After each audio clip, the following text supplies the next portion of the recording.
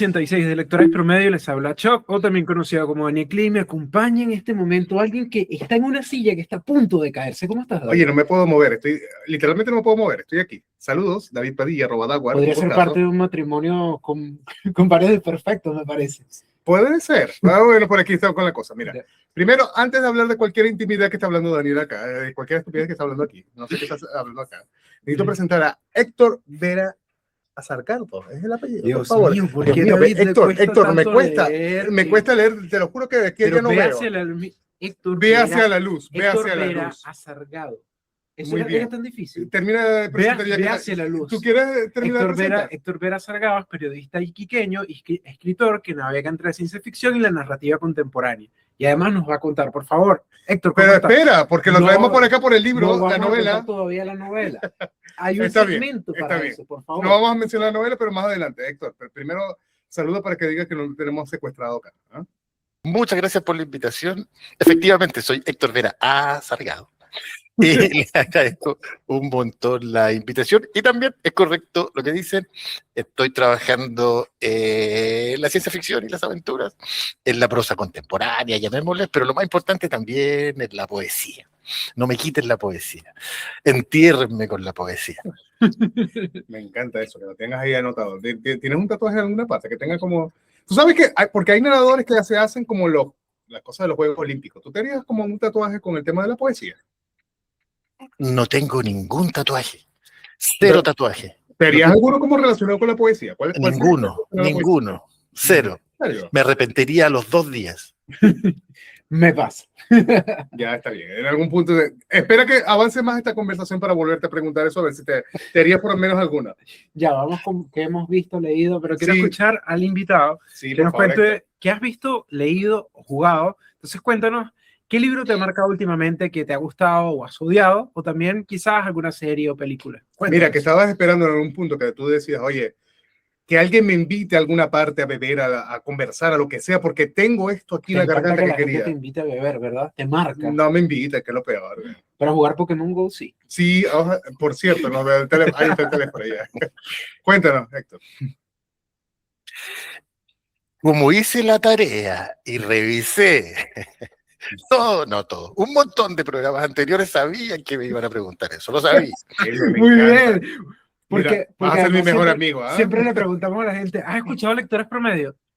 Puede ser. ¿Qué es Lectores Promedio? Parece que no es un libro de autoayuda. Lo puedes buscar incluso hasta ChatGPT, por favor. Pero ya, por favor, queremos escuchar. Héctor, ¿qué tienes para nosotros? Venga. No, yo hice la tarea, entonces primero les quería contar. No el libro con el que llego al bar a rescatar a mis amigos, o a rescatarme yo. Les quiero contar, o sea, siempre lo cuento, tengo 3 libros en el velador. Tengo un clásico, un libro nuevo, recién salido, una novedad editorial, y un libro de poesía. Y les traje los 3 que tengo, muy ordenadito, me vine de mi casa hoy día y les traje los 3. Entonces, se los voy a mostrar. Me encanta porque además hay lluvia y no hay sopa y pilla, pero hay libros. Siento que estudió nuestro programa. Me encanta, Héctor. Ya tienes 3 me gusta acá, 3 yumbitos. Le puse reproducciones a todos los capítulos, así que ahí yo colaboré. Entonces, siempre se los quería mostrar. La idea es contarle, no sé si los va a sorprender, pero es lo que quiero contar. Adelante, y además si los tienes en físico, yo no tengo que editarlo, así que mejor. Están aquí, mira, la novedad, la actual. Hugo Riquelme, El Triángulo de Cerro Moreno. Además, yo soy amigo de Hugo, le tengo mucha estima. Es un autor chileno que nació en Santiago, pero vivió también en el norte.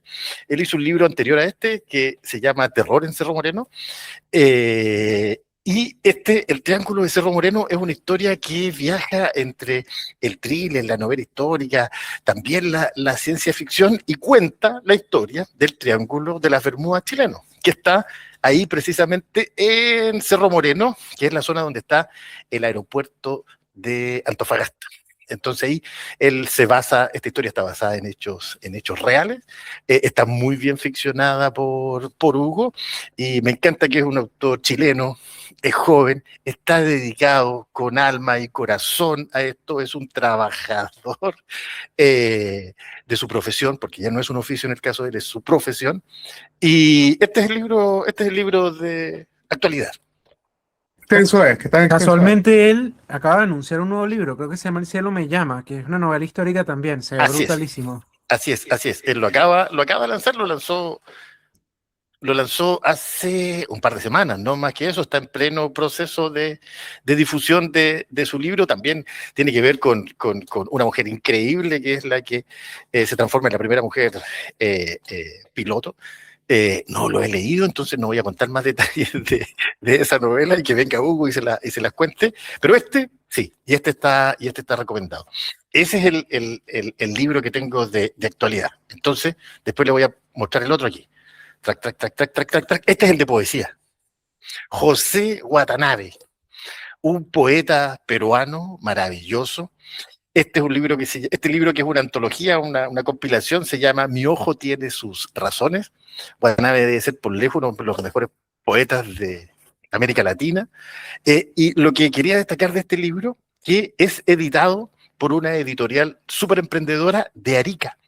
Entonces, imagínate, tenemos un libro escrito por un mega poeta como José Watanabe, editado e impreso en Arica, y ahora aquí con todos los oyentes de Lectores Promedio. Después, si quieren... Extenso, perdón, Héctor. Además, estoy anotando la editorial para ver si la conseguimos. Porque una de las cosas que nos parece curioso es que casi nadie habla de poesía. Tenemos una amiga de la casa que ella es poeta. De hecho, hace como unos 4 o 5 meses ella lanzó un poemario en La Furia. Y la poesía, o sea, le tenemos un respeto y un cariño porque es un género que generalmente no le dan cabida y tiene mucho que contar. Muchísimo. Esta editorial se llama la Editorial Aparte. Yo los vi exactamente, me compré este libro exactamente en La Furia del Libro. Ahí estaba la editorial aparte, paseando ahí, y me encontré con este libro. Y no solo era por José Watanabe, debo decir la verdad, sino que además la editorial ariqueña, Editorial Aparte, haciendo esta difusión. La persona que estaba ahí a cargo del stand estaba con su polera de Deportes Arica. Me pareció fantástico. Y acabo de terminar de leer el libro de una amiga poeta, de la Vale Deneken, que se llama Pellejo. Así que este es el que agarré hace poquitito. Pellejo es el de una súper amiga, la Vale Deneken, que escribió una historia de vivencias personal. Se los recomiendo también, así que un saludo para la Vale. Mira, me encanta. Redoble de tambores. ¿Y cuál es el tercero? Porque además hizo la tarea. O sea, ahora que voy a hablar de películas y series, yo dije... Yo no voy a hablar ya. Vega, debería hablar de libros. Yo no voy a hablar ya. Ya Héctor hizo mi trabajo, por favor. El tercero es el clásico. Y el clásico es José Donoso con 3 novelitas burguesas. Debo confesar que el anterior a este fue El guardián entre el centeno de Salinger, que no lo había leído. Terminé El guardián entre el centeno de Salinger y partí con este de José Donoso, que lo compré la semana pasada en Queleo Forestal. Un saludo para mis amigos de Queleo Forestal.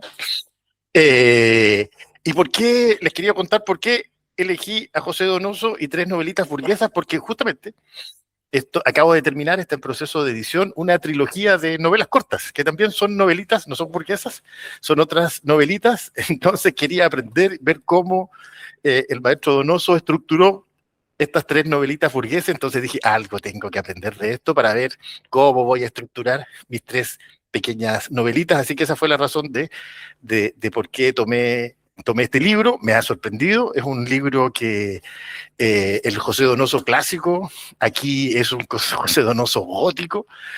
Son historias que viajan en la literatura fantástica. Es una pequeña locura estas tres novelitas burguesas, como él le llama.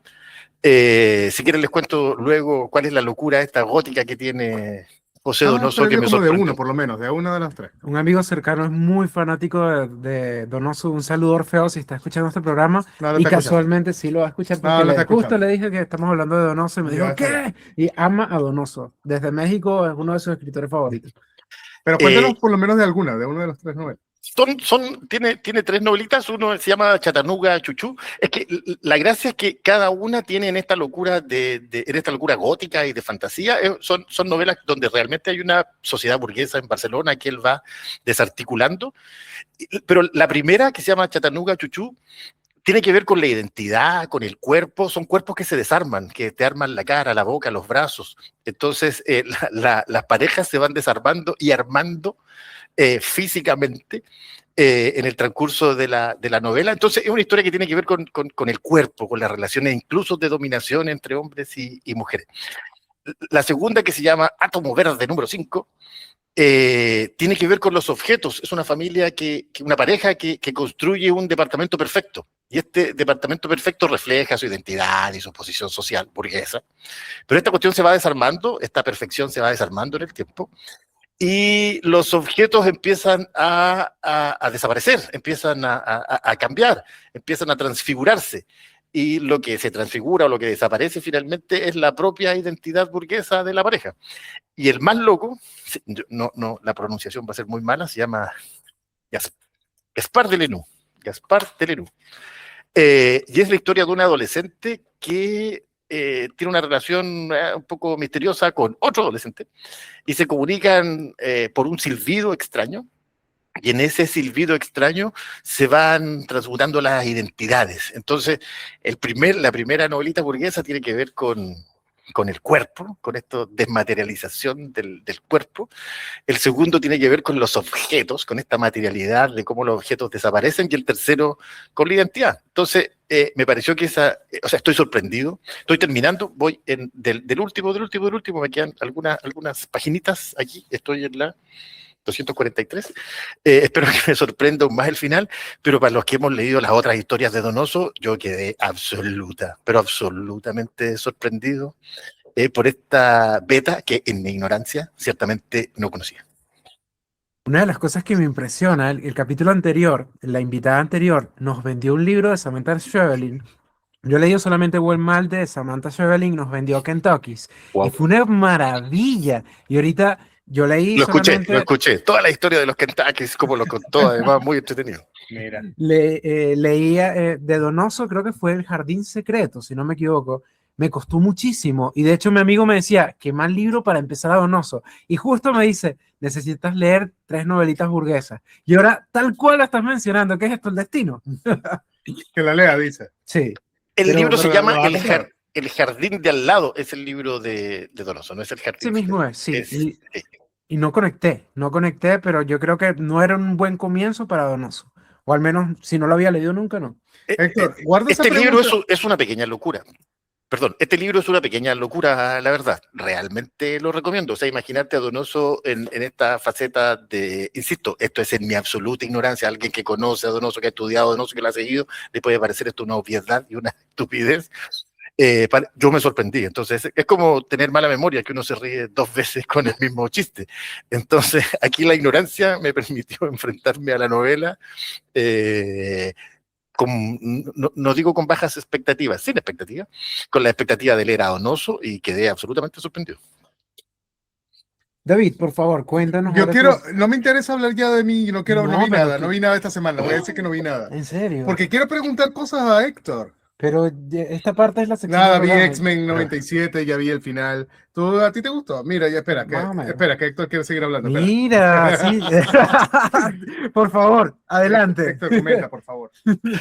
Es que quería contarle que este es el que viene, Juan José Millás. El título es extraordinario, se llama Ese imbécil va a escribir una novela. Entonces me lo quería autodedicar.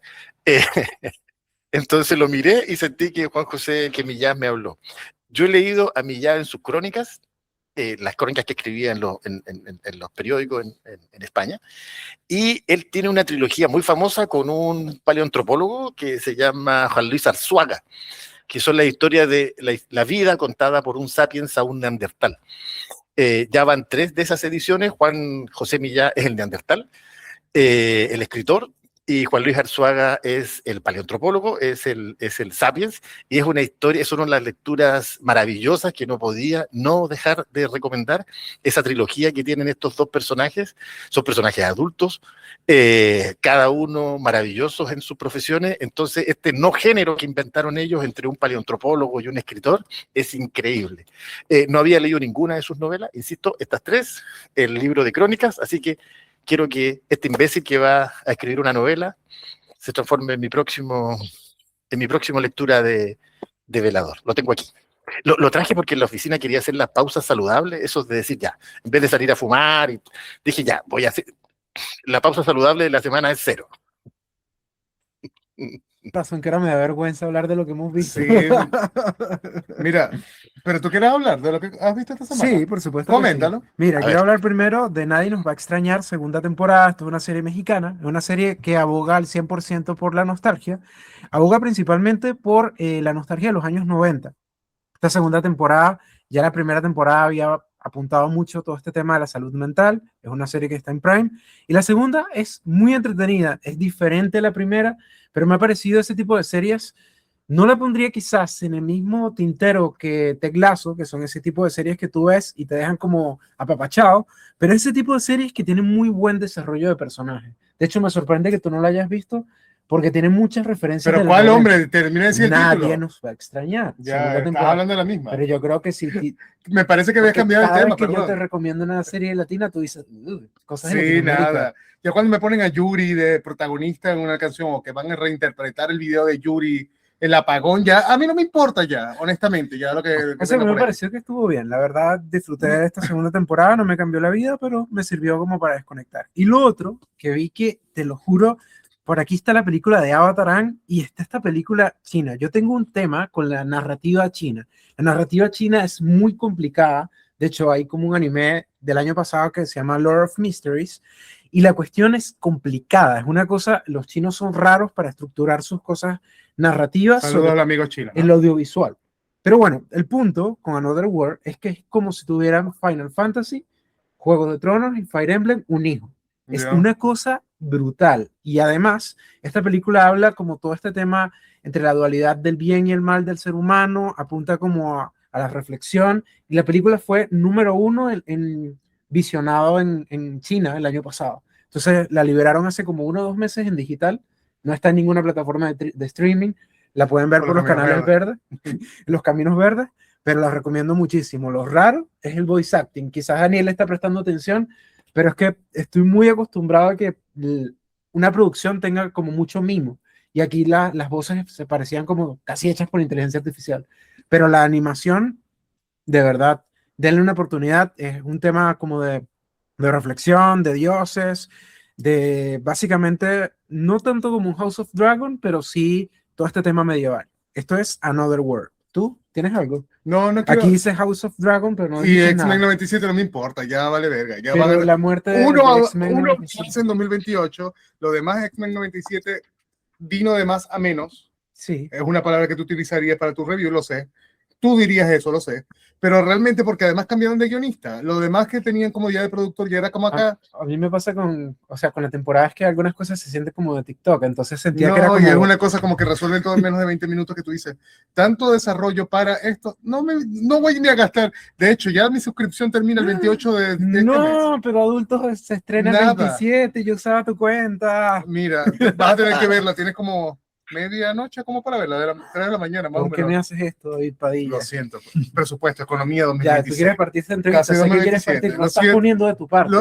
Perdón, pero es que además tengo varias preguntas para Héctor, porque además en esta previa que comenzaste con los libros, perdón, te tengo varias preguntas, Héctor, porque por ejemplo, mencionaste 3 libros, que los tienes como de cabecera, no sé si además, ¿cómo haces porque además hemos tenido cualquier tipo de público acá en Lectores Promedio, como de aquellos que escriben 2000 palabras por día hasta aquellos que leen como 3 libros en simultáneo. Quiero también cómo consumes tú ese contenido, cómo lo procesas y cómo te da, porque el día a día, de repente, no sé, te das un libro en el metro, otro de vuelta, uno de ida, uno mientras estás en el baño, uno mientras te duchas. ¿Cómo haces para procesar esa cantidad de libros primero por allí? Quiero saber. Yo creo que esa va a ser la primera pregunta, así que voy a dejarla por allí. Yo creo que más difícil que procesar los libros para mí es procesar los documentales, porque producto de mis inclinaciones de padre manejo mucho. Entonces, escucho mucho documental. Entonces, esa es la fuente hoy día primaria de cómo obtengo información y cómo me nutro de ciertos temas en los que voy investigando, trato de profundizar. Estas lecturas, como les contaba, son las lecturas de velador, las lecturas que tengo en la noche. Me cuesta un montón leer. Llevo 3 meses con el libro de Hugo y que esta parte no la escuche. Partí, le di muy rápido al de Donoso por las razones que les conté hace un ratito. Y para decir la verdad, esta era mi pausa saludable. Y mi pausa saludable esta semana ha sido 0. No he leído una página del libro de Millán. Y para escribir, no, eso es pura disciplina. Trato de llegar en la noche a escribir en la mañana en la oficina. Lo primero que hago es mirar textos. Al finalizar el día, llegando a casa, lo mismo. Pero la verdad, yo estoy supeditado a la capacidad que tenga de que mi energía me dé producto de las jornadas laborales. Entonces, no tengo más excusa que mi propio tiempo, mi propio calendario. Una parte que comentaste acá, perdón, porque además, parte de lo que acabas de comentar, me pasa lo mismo con... Tuvimos de invitado en un momento a Samuel van der Sleven, a Nicolás Hermosillo, que además estaba comenzando a leer El País de las Maravillas. Ya tengo además 4 o 5 meses con el bendito libro desde abril. Te costó, ¿verdad? Te cuesta. Todavía. He pasado 4 libros y todavía. Digo, ahora viene este y paso al 6º libro. Por ahí lo llevo. Perdón, Samuel, si estás escuchando, viendo esto, perdón. Pero quiero ver con este tema de cómo sería ya para llegar, porque además estamos hablando de tu primera novela, que no hemos dicho el título, espero que tú lo menciones en algún momento, pero además está con este efecto de las redes sociales, como que si un video se hace viral, los de al lado le siguen, o por lo menos hay un tipo de visualización. ¿Cuál sería, digamos, tu libro viral para comenzarte a leer? ¿Y cuáles le seguirían? ¿Cuál sería ese timeline o esa línea para poderte leer? Coméntanos también el título de tu novela, ya que estamos en eso. Qué confusa tu pregunta. Sí, la pregunta número 2 creo que no la voy a responder porque no tengo libros virales. No, me cuesta pensar en algún libro viral.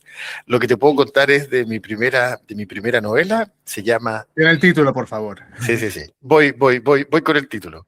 América llama otra vez. Esa es mi primera novela, así se titula.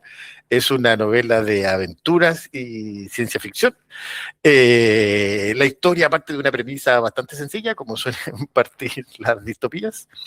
Como una serie, también yo sabía que tenía que hablar de series, entonces después, a ratito podemos hablar de For All Mankind, que altera un hecho. Los rusos llegan primero a la luna antes que Estados Unidos. Entonces, ese simple hecho gatilla una pequeña gran secuencia de hechos. En América llama otra vez, lo que pasa es que el continente americano está despoblado, el continente entero, de Alaska hasta la Patagonia, del Atlántico hasta el Pacífico, el continente entero está despoblado y se transforma en una gran reserva biológica, en un espacio de protección natural. Este continente está vacío, despoblado, y está custodiado por un grupo de científicos pequeñito. Este grupo de científicos desaparece y comienza la historia. Ese es el pretexto de cómo comienza la historia, porque envían a otro grupo de científicos a descubrir qué carajo había pasado con sus colegas, y comienza la aventura. Ese es el pretexto narrativo, una historia de aventuras, diría yo. No sé si quienes la leyeron y la vayan a leer, pensarán lo mismo, pero es una historia que está estructurada con una línea bastante clásica de aventuras, personajes que se enfrentan a un viaje transformador, y en ese viaje transformador van poniendo ponen a prueba sus certezas y las otras que son no tan certezas, y avanza el viaje. Esa es América ya otra vez. ¿Cómo fue el desafío de construir esta novela? Principalmente pensamos en la ciencia ficción a nivel global, sobre todo pensamos en Estados Unidos, pensamos en Europa, incluso en China. Pensamos, no sé, en Cixin Liu, en el tema de, por ejemplo, el problema de los 3 cuerpos, creo que se llama. Pero ¿por qué ubicaste esta novela en algo cercano a esta región? ¿Y cuál fue el desafío al escribirla? ¿Cuánto te tardaste? Me tardé prácticamente 3 años, pero te diría que primero, no pensaba escribir una novela. Segundo, no sabía que iba a ser de ciencia ficción y aventura. Me encontré con una buena historia. A mí me gustaban, siempre pensaba, ¿dónde hay una buena idea? He contado esto varias veces, el cuento de Chiver, del nadador que va nadando de piscina en piscina en un barrio, y esas piscinas son como un río imaginario donde va recorriendo. Entonces yo dije, qué buena idea. Nadar de piscina en piscina en las casas del barrio, y se van transformando estas piscinas en un río con el que recorre lugares. Entonces, cuando logré armar esta idea de a problemas pequeños, soluciones mediocres probablemente, y a grandes problemas planetarios, soluciones mediocres no sirven. Entonces yo dije, ¿qué pasa si dejamos vacío el continente completo? Y si ustedes se fijan, si miran el mapita, América es la isla más grande del mundo. Entonces dije, bueno, ahí parte la historia, vamos a despoblar América. Y a la hora de construir la historia y el pretexto narrativo, llegué a la ciencia ficción, y a la hora de construir el guión, quisiera que los personajes tuvieran vida, me encontré con las aventuras y conecté con mi historia, conecté con los clásicos, conecté con Julio Verne, conecté con Salgari, conecté con Dumas, conecté con la historia de lo que más había leído, y aparecieron los viejos que leía uno en ciencia ficción, pues desde Huxley, Asimov, Bradbury, que sé que cuesta leer, sobre todo en el metro, y ahí articulé esta historia, 3 años. Ahí cuando estaba en el proceso más duro para responder a Daniel, la verdad que sí, palabras diarias.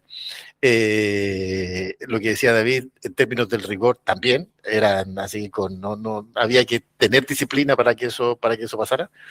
1 año más en edición. Y en relación a lo que decía Daniel, de esto de irse hacia afuera, es una de las razones por la que busqué publicar en una editorial española, que es Caligrama, que es una editorial de entry level, lo sé, pero lo que estaba buscando era justamente que que desde el principio tuviera un espíritu o una vocación internacional. A veces me han preguntado si yo escribo, como soy del norte, y piensan que todos los que somos del norte vamos a escribir del desierto.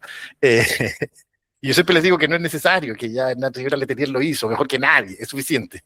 Héctor, pero también puede ser con el tema de que te estás sentando en una ventana frente al desierto y tienes como la inspiración, o sea, tiene que ver, no sé, de repente puede haber ahí, pero necesito que me expliques algo, por lo menos de tu óptica, con el tema de la creación literaria, ya un poco, porque de repente puede ser con este tema del día a día, o que estás obligado a ser disciplinado para escribir, justamente lo que estás comentando, que de repente puede haber algo que al momento de escribir tengas que hacer ese switch de palabras del día a día o pasarlo a algo que es de alguna época, algo distópico, de repente te cuesta. ¿O te ha pasado eso? De repente eso lo matas en una edición posterior, lo encajonas y después lo vuelves a revisar.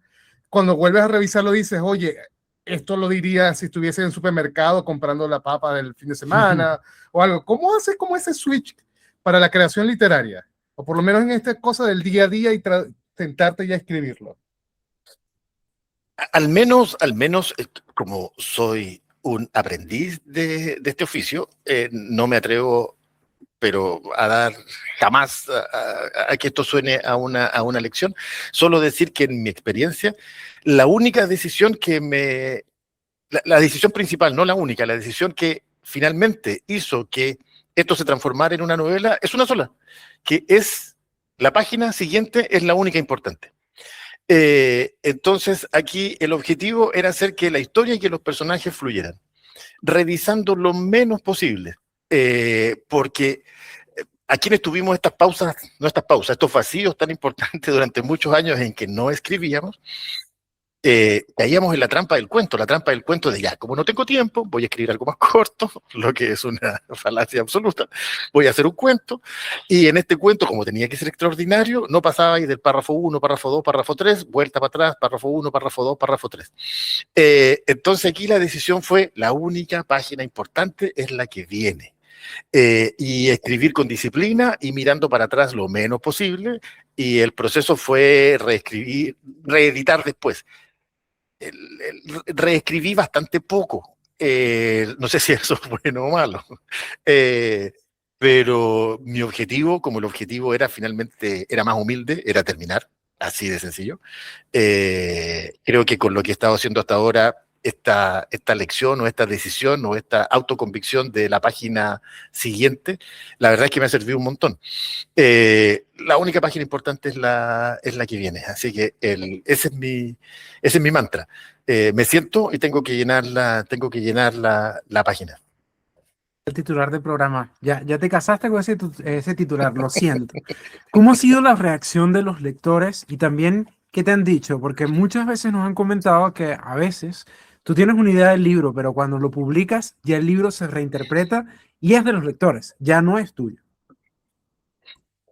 La verdad, Daniel, es que estoy súper contento con la recepción, estoy sorprendido, me siento orgulloso, me siento feliz, pero profundamente feliz, de que esto que se te ocurre un día y empiezas a transformarlo en esta historia, las personas te la cuenten, me hacen preguntas sobre los personajes, me hacen críticas sobre el desarrollo de algunos personajes, pero me ha gustado que la han disfrutado, pero sobre todo que se han enfrentado lectores de muchos amigos de mi edad, quienes no leen ciencia ficción desde las épocas de colegio, universitaria o de ciertos bestsellers globales, como los que mencionabas tú de C.S. Lewis o de otros. Pero básicamente Andy Weir con The Martian y el proyecto Hail Mary y los clásicos globales de ciencia ficción, digamos, actuales. Y me ha llenado de orgullo y de satisfacción que toda una generación de gente muy conocida enfrentándose a la ciencia ficción y a las aventuras como de nuevo y reencontrándose en buen plan con estas historias. Me preocupé un montón que estuviera bien escrita, que la prosa estuviera cuidada. Esto que consideran la ciencia ficción y las aventuras como un género más bien de clase B, estoy pero absolutamente en desacuerdo. Creo que es un macro género donde deberíamos empezar a tener más humildad y empezar a ver cómo los otros géneros empiezan no soy un apóstol del género, me encanta, pero no tengo un objetivo de una misión de evangelización en relación al género, pero encuentro que es un tremendo género y la verdad creo que todavía necesita subir en los estantes de muchas personas, editores, críticos, Pero casualmente, reseñadores. y allí te interrumpo porque me da curiosidad, casualmente pasa con la ciencia ficción y es algo muy parecido a la fantasía. Estoy haciendo un 6-7 en el fondo y quería preguntarte por qué ciencia ficción y por qué no otro género. Porque de hecho recuerdo que tuvimos hace un par de programas al traductor de Murderbot, no sé si has visto la serie de Murderbot, pero casualmente el libro creo que te podría gustar mucho. Es ciencia ficción muy accesible, pero en el fondo pasa lo mismo que Hail Mary. Se le hace el feo a la ciencia ficción, pero cuando llega una historia tan global, tú dices, pero ¿por qué no la había visto? Entonces, ¿por qué ciencia ficción? Antes de pasar hay otra cosa por allí, ya casualmente de poesía, pero ¿por qué ciencia ficción? La convicción sobre la ciencia ficción tenía que ver con la capacidad de tener un lienzo en blanco. Me parece maravilloso esta oportunidad que te permite el género de construir con bordes más jabonosos, digamos, donde tienen la capacidad de ir moviendo, al menos administrando esos bordes de una forma distinta. Siempre digo que es una novela de aventuras y ciencia ficción porque creo yo que es más de aventuras que de ciencia ficción. La ciencia ficción termina siendo como una suerte de pretexto narrativo transversal, pero lo que buscaba era que los personajes se movieran, no que y que tuvieran una vinculación entre ellos y con el lector. Y te diría que busqué más apoyo, si hablamos de género, en la estructura de las aventuras, que en el contexto o en el pretexto, como digo, de la ciencia ficción. ¿Sabes qué?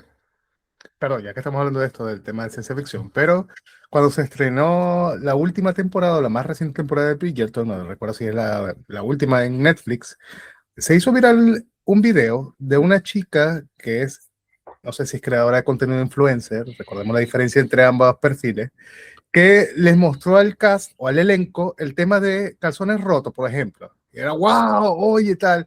Y era como, los comentarios eran básicamente, o la sentimentalización, que Daniel podría hablar de sentimentalización en ese tipo de temas, pero como los comentarios eran como que, oye, como un tema tan local como los calzones rotos o las sopaipillas que puedes conseguir a la señora que te la vende en la esquina, trascendió en esta serie que es global, que es un hit.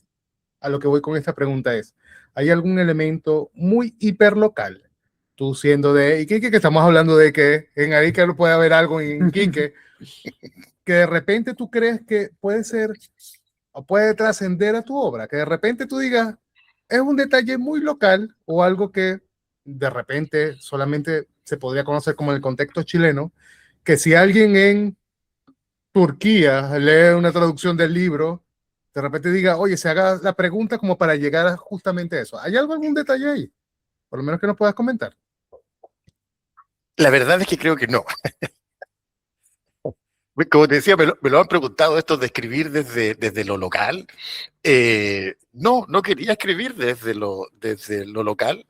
Traté con la mayor convicción posible y el entusiasmo que me permitía el talento y el oficio, que alguien, si lo leía en Turquía, se enfrentara a una historia global. De hecho, por eso lo que me interesaba era que América fuera parte de los personajes. América es un personaje en el libro que es un territorio simbólico, y es un territorio geográfico, por definición.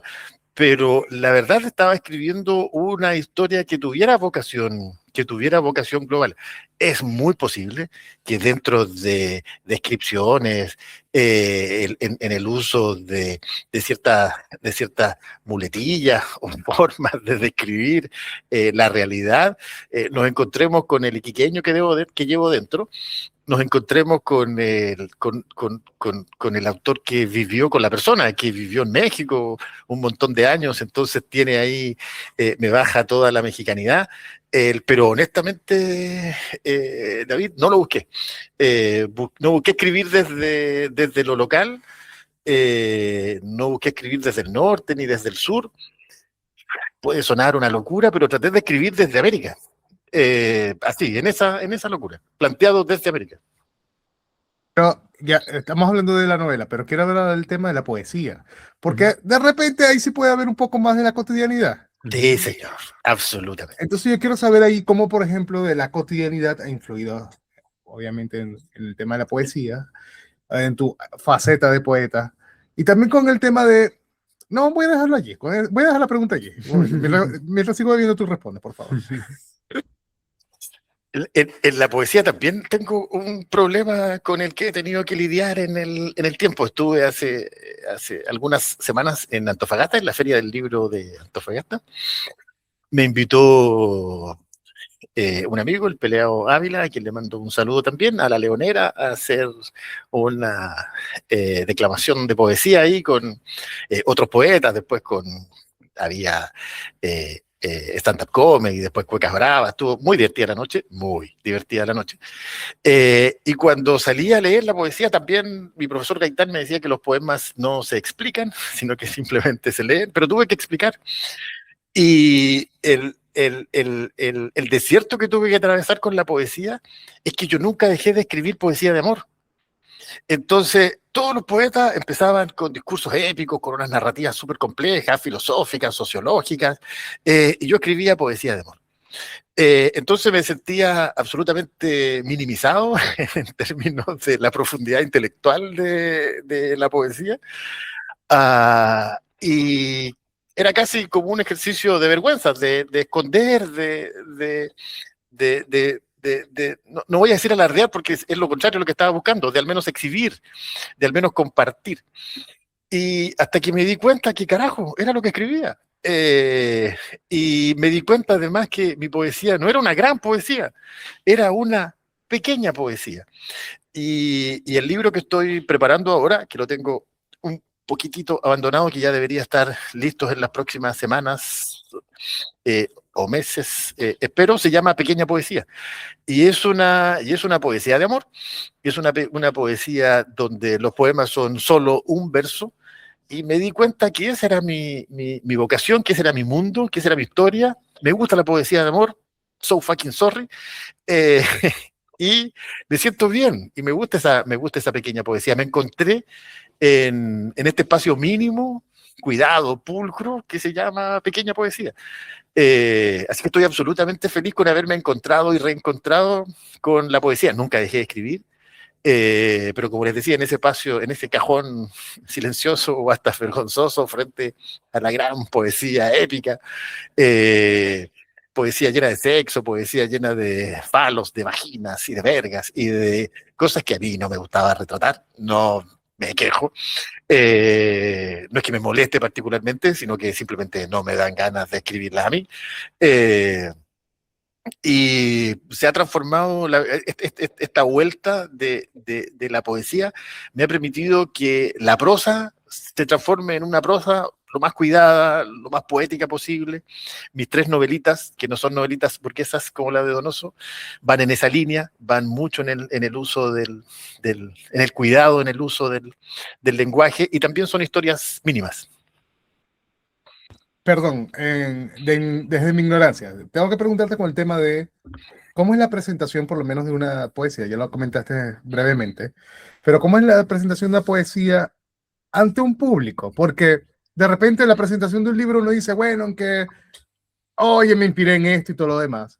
Pero, por ejemplo, te voy a decir un caso muy personal. Fui a la Feria del Libro en Antofagasta y claro, tú vas a la Feria del Libro y tú dices, bueno, van a haber como eventos para presentar libros o al autor hablando, ¿no? Y era como, la previa era con cueca, la segunda parte era como el colegio de tal presentando a las niñas bailando gimnasia tal, y ya por último presentaron el libro, pero era así como la estrella fugaz pasando, ¡Woo! Pasaba por allí.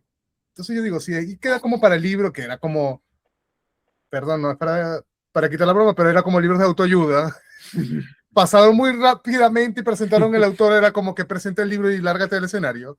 ¿Cómo es el tema de la poesía? Por lo menos, ¿cuál sería el tema propicio? Porque yo siento la poesía como muy personal, como que no es como una canción que tú la puedes tararear o como Shakira en la frente de la computadora que te pone para bailar con las caderas, sino que es algo más personal, que de repente no sé qué tipo de sensaciones esperas en el público cuando estás leyendo algo que es algo tipo personal. ¿Cómo sería ahí? Explícanos un poco de ese proceso.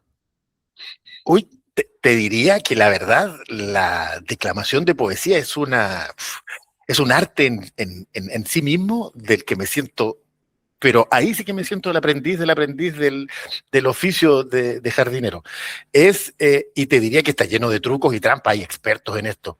Salir a declamar un poema en un bar, en un evento masivo, requiere un oficio y un arte, no solo en un bar, sino que también en un espacio, digamos, menos musical.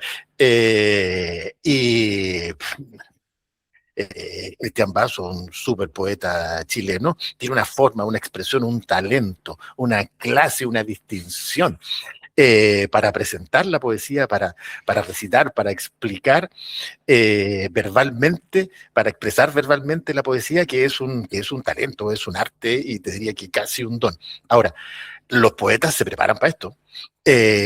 Yo hice trampa en Antofagasta, no leí los poemas de pequeña poesía. Al final, usé algunos, usé los poemas largos de antes, los poemas que hacía con mi profe Gaitán, que me celebraba la poesía onomatopéyica, esta poesía que yo hacía con sonidos y tantán y papá y tutú. Y eso te ayuda a que el espectáculo no sea un bochorno y se transforme y tenga cierta conexión con con la audiencia, pero es súper difícil. Si me dijera que tengo que presentar pequeña poesía mañana en un espacio donde no estemos con una piscola, no con agua,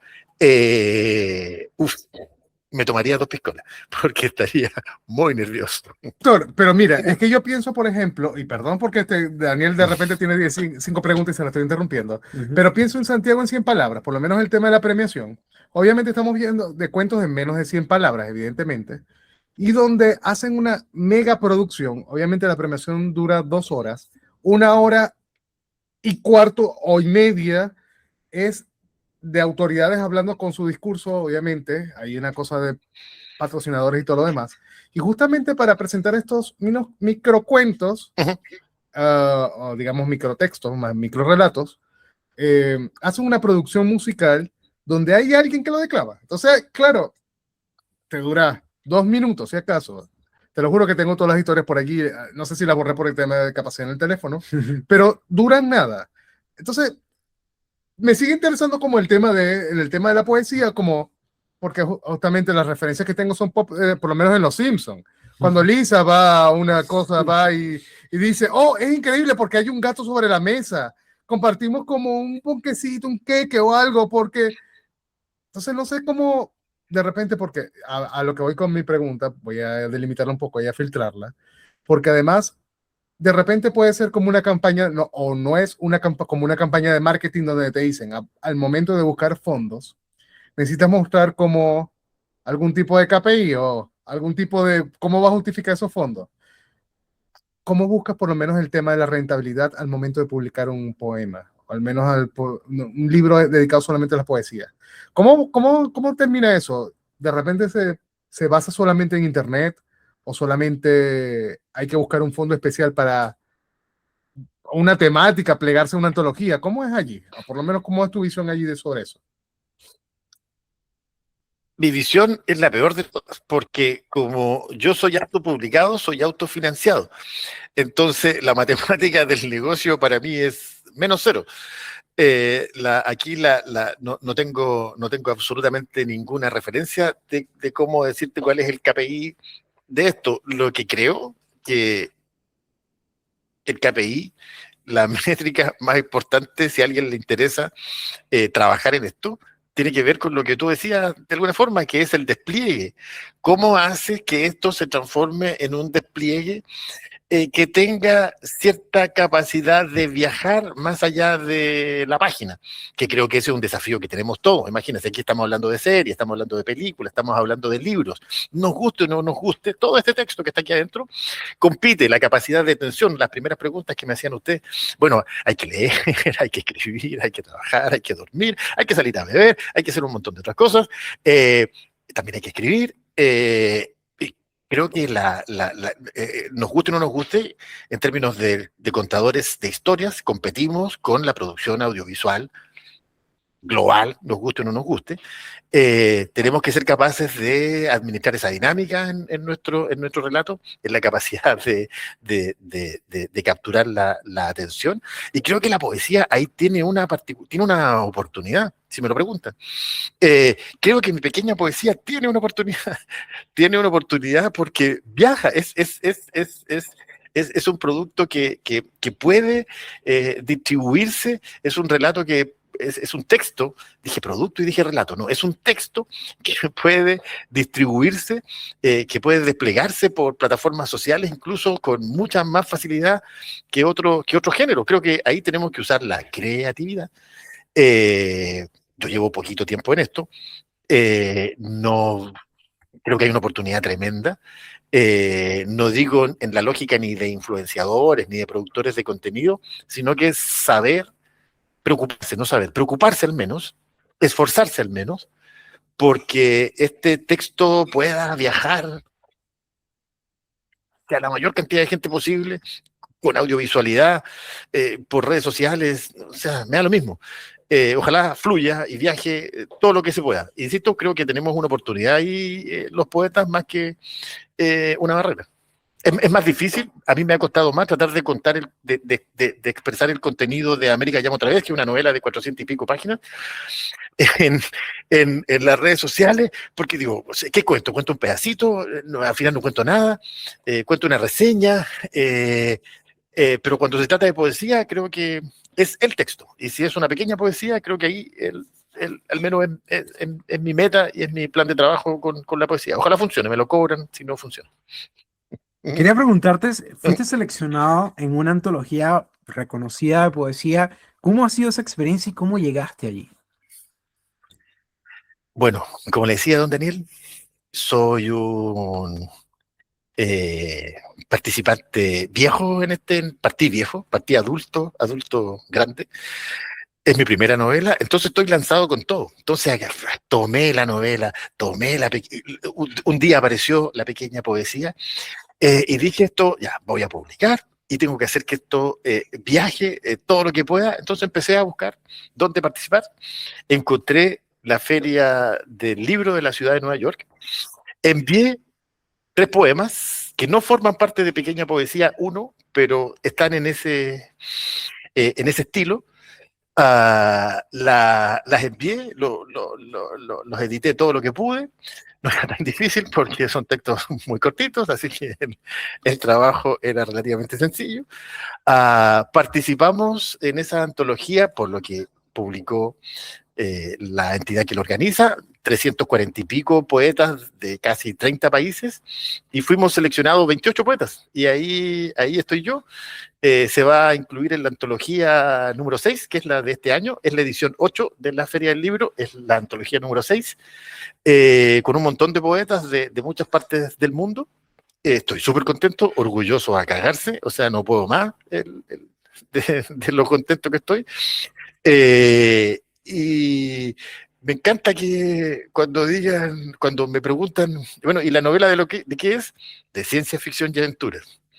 Y algo más, poesía, en una antología que van a publicar en Nueva York. Carajo, me parece una combinación de mis cosas. ¿Cómo podemos conseguirla o cómo podemos eventualmente conseguirla, por lo menos seguirte? Ya que estamos, ya coméntanos un poco de las redes sociales también, cómo podemos conseguirte a ti también. Ya estamos metiendo aquí el programa. Don David, a ver,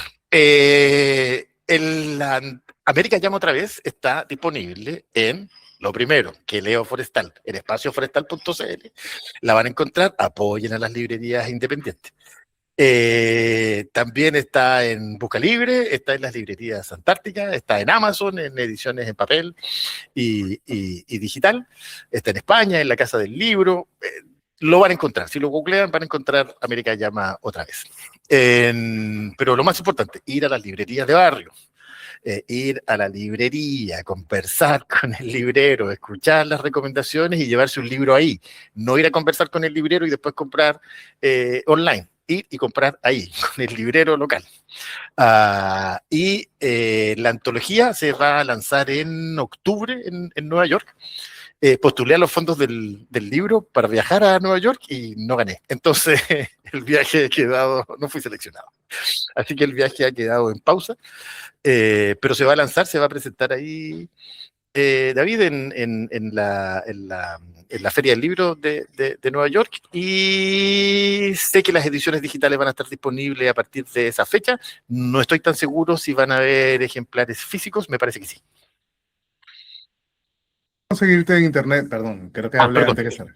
¿Dónde podemos conseguirte en internet, seguir tu trabajo, por lo menos para algún tipo de update? De repente dice, oye, tengo este dato fresco acá y lo necesito. ¿Dónde podemos seguir por lo menos ese dato fresco que te va a llegar a las 3 de la mañana y necesitas publicar muy temprano? Las redes sociales, mis redes sociales son bien fáciles, es mi nombre completo, Héctor Vera Azargado. En Instagram, de preferencia, no he entrado a TikTok todavía, no sé si lo haga, pero con Instagram tengo trabajo y tarea suficiente. Ahí me encuentran, ahí estoy publicando todo lo que puedo. Estoy disponible para usted, para quien quiera compartir y conversar, como les decía al inicio de la previa, esta conversación absolutamente hippie, apoyo todas las causas, me interesan todos los proyectos, todas las micros me sirven, todos los buses me llevan a un buen destino. Así que estoy disponible de verdad para lo que se les ocurra. Esta oportunidad me parece fantástica para decir esto y para expresar que estoy disponible. Invítenme, voy a ir, voy a hacer la tarea. Voy a toda la feria del libro donde puedo. Voy a Arica ahora el 28 y 29 de agosto. No sé cuándo se exhibirá este programa, ojalá que sea antes para que... Viene antes. ¿Me estás presionando? Sí, vamos a presionar para que salga antes. Se nota que ya no editas, ¿verdad? Evidentemente. ¿Ah? Entonces, ahí voy a estar en Arica, en la Feria Internacional del Libro de Arica, un equipo de gente terriblemente motivado, autogestionado, amor al arte, pecho al frente, energía total. Estoy absolutamente sorprendido por cómo se mueven las personas que hacen que esto fluya. De nuevo, yo estoy partiendo de esto, entonces aprendo, miro, agradezco, apoyo. Absolutamente hippie. Ustedes me dicen, yo voy. Ya, primero vamos a comenzar leyendo América Llama otra vez. Sí, vamos a comenzar por ahí, por favor. Héctor, muchísimas gracias por acompañarnos. Agradecido. Por aquí pero espera, ¿quedó algo en el tintero? Que tú digas, oye, esto no me preguntaron nada. ¿Por qué no me preguntaron? ¿Quedó algo por preguntarte? Perdón la pregunta tan indiscreta en esta producción, sí, pero... Qué terrible. Qué terrible esta producción. Y tú hiciste el guión. No importa. Pero ¿faltó algo que te hubiese gustado hablar en este programa? Una sola cosita, pero que es un cosote. Yo soy hijo del boom latinoamericano y del realismo mágico latinoamericano. Y me he encontrado con dolor que como que las generaciones que vinieron abajo como que se olvidaron de este boom y como que les da lata y vergüenza, entonces tienen que leer géneros globales, ultra sofisticados de terror, de fantasía, y nuestro género latinoamericano ha quedado súper olvidado. Cuando te juntáis con gente de 30 y pico, probablemente como ustedes, muchachos jóvenes, poca América Latina, poca América Latina. Nosotros los que somos hijos no sé si hijos, que formamos parte, que nos nutrimos, que bebimos de esa leche de la literatura latinoamericana, veo poco entusiasmo, la verdad, y eso me da un poco de tristeza. Me gustaría conversar con alguien y decirles que elaboren Los tiempos del cólera de García Márquez, es la mejor historia de aventuras y ciencia ficción de la historia de la humanidad. Voy a hacer un inciso. No hay cosa más maravillosa, porque además lo estaba peleando hace unos días. Qué buena la maldita adaptación de Netflix de 100 años de soledad. No es perfecta, pero ahí estoy enganchado como si fuera un blockbuster. De verdad. Pero ojalá que lleguen más el libro, que llegaran primero antes del libro que la serie. O sea, pero leí 3 veces ya 100 años de soledad. Tú que lo leíste, pero hay gente que ni lo lee. Pero sirve para llegar al libro. Que espero que sirve. Por lo que entiendo también está la crítica de Héctor, como que voy a leer primero Project Hail Mary antes de 100 años de soledad. Pero que 100 años de soledad también es una novela súper arriesgada para que alguien abra el libro por todo lo que pasa. Pero no llegan, ese es el problema. Pero sí puede llegar por alguien viendo al personaje comiendo tierra. Claro que sí. Nada que ver. No, pero por ahí está la cosa. Bueno, disculpe.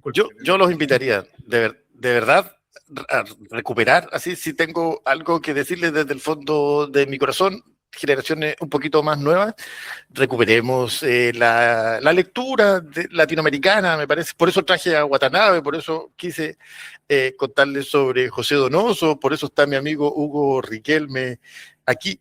No tienen que ser solo historias y bestsellers globales. Hay un montón de literatura maravillosa, y esto que nos acompañó hace poquitos años, y no es hace mucho, insisto.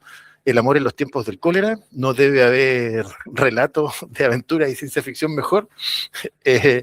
Probablemente es lo mejor que se ha escrito nunca en el género, y que me perdone don Julio Verne. Muchísimas gracias por acompañarnos. ¿Eh? Sí, un caso tenerte por acá. Te vamos a comprometer para los próximos proyectos, para que además nos cuentes cuando salgan, porque ahí ya estás comprometido. Sí, y podemos spoilear, porque no spoileaste, pero queremos spoilearte ya. Por aquí se despide Choc. Javi Padilla, @Daguar. Eso. Mira, síganos por lo menos en YouTube. Por favor, denle todos los suscribir. enlaces. No Sí. vivimos de patrocinio, pero sí que nos apoyen. Sí, también recuerden el club de lectura, la lectura conjunta. Ya para el momento que estén ya escuchando, pasó. Ya pasó, pero El Rey de Amarillo. ya estaríamos escogiendo. No hemos lanzado las opciones del próximo DLC. Me parece que hace falta, pero bueno, por ahí viene. Muchísimas gracias, Héctor. Al contrario, a ustedes gracias por la invitación. Les agradezco y los felicito por lo que hacen.